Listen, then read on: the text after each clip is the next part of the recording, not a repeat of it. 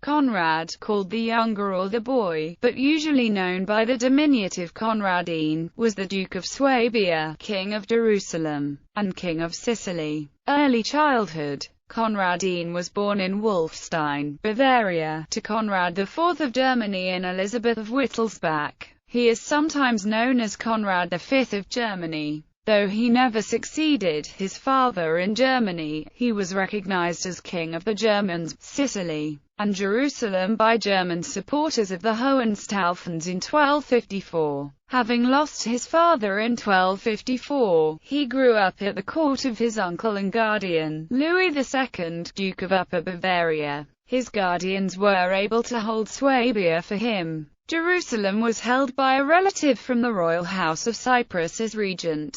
In Sicily, his father's half-brother Manfred continued as regent, but began to develop plans to usurp the kingship. Little is known of his appearance and character except that he was beautiful as Absalom, and spoke good Latin, although his father had entrusted him to the guardianship of the church. Pope Innocent IV pursued Conradin with the same relentless hatred he had against his grandfather Frederick II, and attempted to bestow the kingdom of Sicily on a foreign prince. Innocent's successor, Pope Alexander IV, continuing this policy, offered the Hohenstaufen lands in Germany to King Alfonso X of Castile and forbade Conradin's election as King of the Romans. Political and military career. Having assumed the title of King of Jerusalem and Sicily, Conradin took possession of the Duchy of Swabia in 1262, and remained for some time in his duchy. Conradin's first invitation to Italy came from the Guelphs of Florence.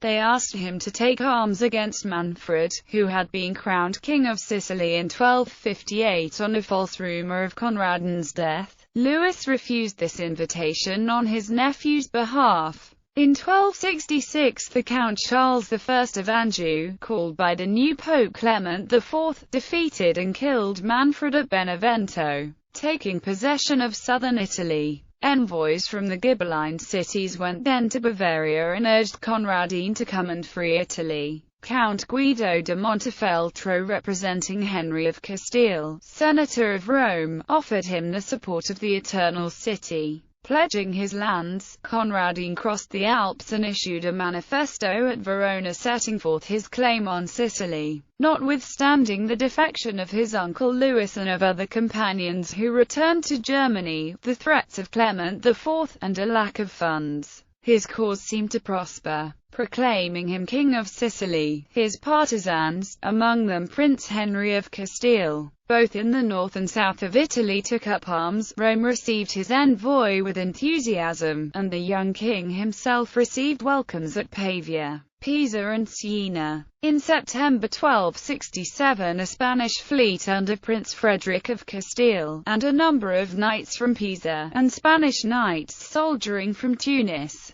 disembarked in the Sicilian city of Sciacca, and most of the island rebelled against the Angevin rule. Only Palermo and Messina remained loyal to Charles. The revolt spread to Calabria and Apulia. In November of the same year the Church excommunicated him, but his fleet won a victory over that of Charles, and in July 1268, Conradin himself entered with immense enthusiasm in Rome. Having strengthened his forces, he marched towards Lucera to join the Saracen troops settled there since the time of his grandfather. On the 23rd of August 1268 his multinational army of Italian, Spanish, Roman, Arab, and German troops encountered that of Charles at Tagliacozzo, in a hilly area of central Italy. The eagerness of Conradin's Spanish knights under Infante Henry of Castile in the most successful first charge, and the error to obtaining plunder in the enemy's camp after that momentary victorious assault gave the final victory to the reinforced French.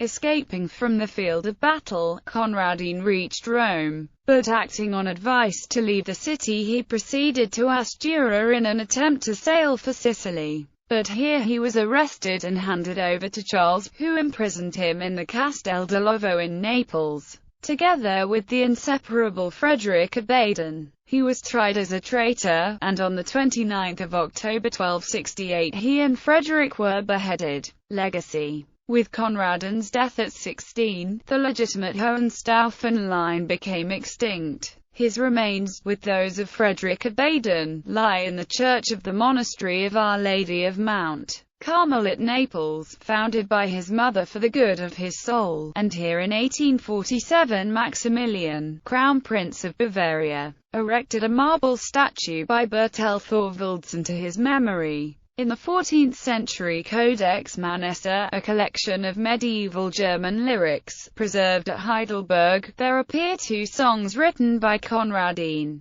and his fate has formed the subject of several dramas. His hereditary kingdom of Jerusalem passed to the heirs of his great-great-grandmother Isabella I of Jerusalem, among whom a succession dispute arose. The senior heir in primogeniture was Hugh of Brienne, a second cousin of Conradin's father, but another second cousin, Hugh III of Cyprus, already held the office of regent and managed to keep the kingdom as Hugh I of Jerusalem. Conradin's grandmother's first cousin, Mary of Antioch, also staked her claim on basis of proximity of blood, which she later sold to Conradin's executioner Charles of Anjou. The general heiress of his kingdom of Sicily and the Duchy of Swabia was his Aunt Margaret, half-sister of his father Conrad IV, and married with Albert, Landgrave of Thuringia, since 1255. Their son Frederick claimed Sicily and Swabia on her right. However, these claims met with little favor. Swabia, pawned by Conradin before his last expedition, was disintegrating as a territorial unit.